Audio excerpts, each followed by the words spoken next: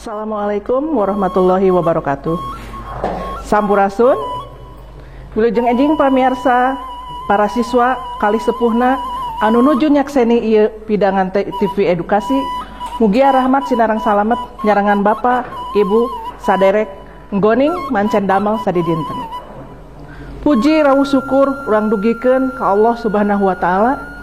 Rehna urang tiasa patepung lawung dina acara ngaguar pangajaran basa Sunda anu baris dipidangkeun ku tim pangjejer ti MGMPBS SMP MTS Kabupaten Garut nu dijomantarakeun langsung ti Dinas Pendidikan Kabupaten Garut. Alpukahna gawe bareng MGMPBS SMP MTS kalih Dinas Pendidikan Kabupaten Garut. Dina dinten ieu jejer acara anu baris dipidangkeunana nyaeta ngeunaan bahan pangajaran basa Sunda pikeun siswa-siswi SMP MTS kelas 8 semester 2 anu ngawengku 4 kompetensi dasar. Tinangtos saderek tumaros, bahan pangajaran naon wae anu baris dipidangkeunana. Kumaha carana sangkan urang tiasa maham kana eusi eta pidangan, luyu sareng maksad tujuan anu ngajanggelek dina kurikulum basa Sunda.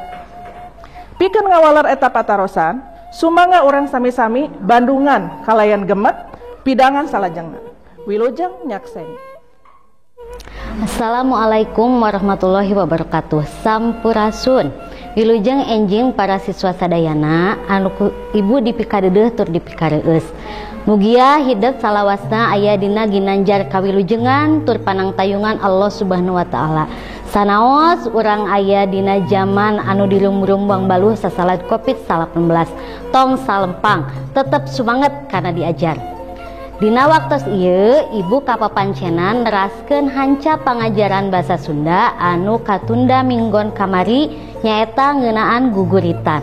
Dina laungan katilu parantos dipedar ngeunaan papasingan guguritan jeung nyaritakeun eusi guguritan. Tah ayeuna dina laungan kaopat atanapi laungan anu pamungkas baris dipedar ngeunaan cara nyusun atawa nulis guguritan katut cara nembangkeunana. Para siswa, nulis naskah guguritan mah beda jeung nulis naskah sajak. Tapi ari wangun nama sarua wae ditulis dina wangun ugeran atawa puisi. Lengkah-lengkahna nyaeta kahiji kudu apal kana salah sahiji rumpa kapupuh anu rek ditulis. Lengkah anu kadua nyaeta tangtukeun tema atawa jejer karanganana. Katilu tangtukeun pupuh anu luyu jeung tema atawa jejer karangan. Kaopat peangan kecap-kecap anu cocok jeung purwakanti pupuh anu rek digunakeun. Kalima bisa ditepikeun dina sababaraha pada oge bisa sapada. Tah sabada urang terang sareng paham kumaha cara nyusun atawa nulis guguritan, ayeuna urang pedar ngeunaan kumaha cara nembangkeunana dumasar kana padikana. Ayat sawatara hal anu kudu diperhatikeun ku hideup dina nembangkeun guguritan. Kahiji, kudu luyu jeung pupuh anu dianggitna. Hideup kudu apal nu kumaha lagu kinanti, sinom, asmarandana atawa dangdang gulate jeung lagu pupuh-pupuh anu sejena. Bisa ngagunakeun lagu buhun atawa raehan gumantung kana tujuanana.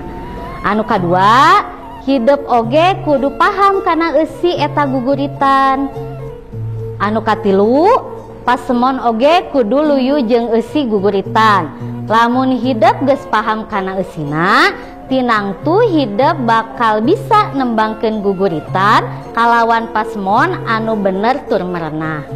Kaopat, tembang teh sok disebut oge sekar wirahma bebas. Hartina dina ngalagukeunana teu kauger ku wirahma atanapi gending. Jadi hidup bebas dina nembangkeunana teu diatur ku wirahma atanapi ku ketukan. Ayeuna hayu urang sasarengan nembangkeun salah sawios contoh guguritan anu parantos disusun atawa ditulis. Ulah hilap perhatikeun aturan-aturanana. Jalan aspal ngabulung-bulung, nugar gunung oge pasir, leuweung huma anu bala, walungan jeung sirah cai.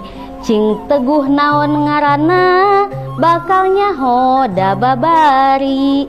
Ta ieu guguritan teh ditulis atanapi dianggit ngagunakeun pupuh kinanti.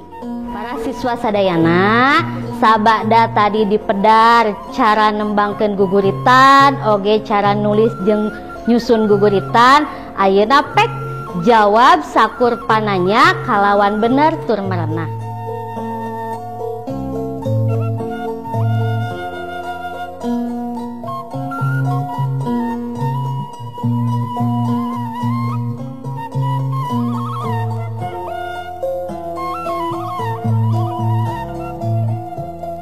Salajengna sabada hidup rengse nyusun atawa nulis guguritan anu bener tur merenah, ayeuna pek ku hidup tembangkeun eta guguritan teh kalayan merhatikeun kahiji laguna kudu luyu jeung pupuhna, kadua kudu paham kana eusi guguritanana, katilu pas semuana kudu luyu jeung eusi guguritan, anu kaopat ditembangkeun kalawan daria.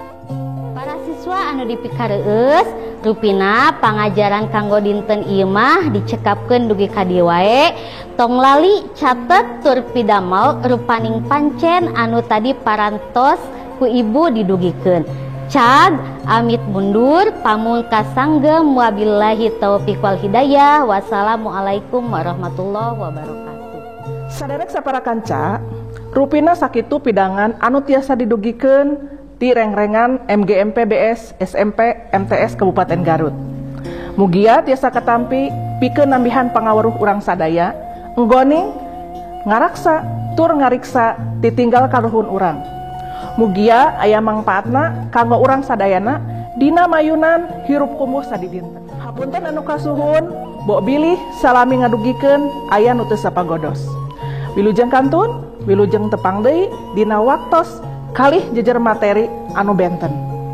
Cag simkuring amit mundur pamungkas sanggem, wabillahi taufiqi wal hidayah. Wassalamualaikum warahmatullahi wabarakatuh.